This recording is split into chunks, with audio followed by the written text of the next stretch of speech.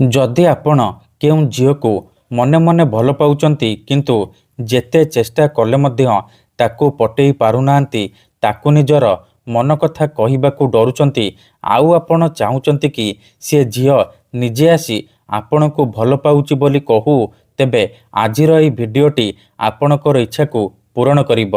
କେବଳ ଆପଣଙ୍କୁ କାଗଜରେ ତାର ନାଁ ଲେଖି ଜାଳିବାର ଅଛି। ଯେମିତି ଏପଟେ କାଗଜ ଜଳିବ, ସେପଟେ ସେ ଝିଅ ବିଚଳିତ ହୋଇ ଉଠିବ, ଆପଣଙ୍କ ଆଡ଼କୁ ଆକର୍ଷିତ ହେବାକୁ ଲାଗିବ। ଆଜ୍ଞା ହଁ, ଆଜିର ଏହି ଭିଡ଼ିଓଟିରେ ମୁଁ ଆପଣଙ୍କୁ ଶିଖେଇବି ଆପଣ କିପରି ବିନା ମନ୍ତ୍ରତନ୍ତ୍ରରେ, ବିନା କୌଣସି ପଇସା ଖର୍ଚ୍ଚ କରି ସୁନ୍ଦରୀରୁ ସୁନ୍ଦରୀ ଝିଅକୁ ପଟେଇ ପାରିବେ, ସୁନ୍ଦରୀ ଭାଉଜକୁ ପଟେଇ ପାରିବେ, ତାଠାରୁ ନିଜର ମନ ମୁତାବକ କାମ ହାସଲ କରିପାରିବେ।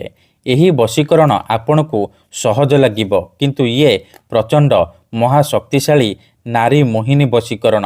ଏହାର ପ୍ରୟୋଗରେ ଆପଣ କେଉଁ ବି କୁଆଁରୀ ଝିଅ ବା ବିବାହିତା ନାରୀକୁ ଅତି ସହଜରେ ନିଜ ବଶରେ କରିପାରିବେ। ତେବେ ଏହି ବଶୀକରଣ ଆପଣ କେବଳ ମଙ୍ଗଳବାର ଦିନ କରିବେ। ଦିନ 3ଟାରୁ ଦିନ 6ଟା ମଧ୍ୟରେ ଆପଣ ଏହି ବଶୀକରଣ କରିପାରିବେ।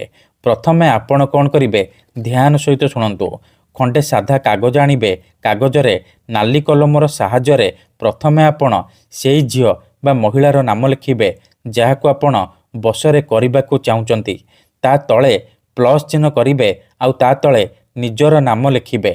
ନାମ ଲେଖିସାରିବା ପରେ ଆପଣ ଆଖି ବନ୍ଦ କରିକି ସେଇ ଝିଅ ବା ନାରୀକୁ ମନେ ମନେ ଭାବିବେ, ତାର ମୁହଁକୁ ନିଜ ମନରେ ଭାବିବେ।